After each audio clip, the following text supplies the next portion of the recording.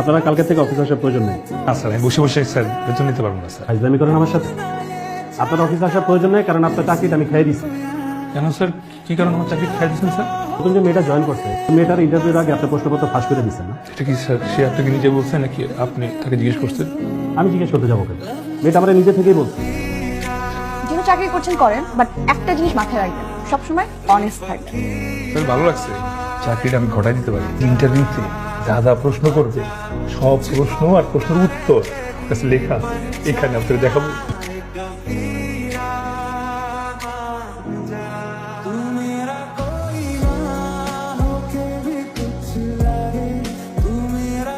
যেহেতু মার্কেটিং এর জন্য আপনাকে হতে হবে 100 আমি কিন্তু অনেক অনেস্ট।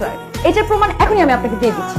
এই যে এতক্ষণ যাবত আপনি আমাকে যে আজ কবি প্রশ্নগুলো করেছেন, এই প্রশ্নের উত্তর আমি কেন, পৃথিবীর কোনো মানুষই কিন্তু দিতে পারবে না।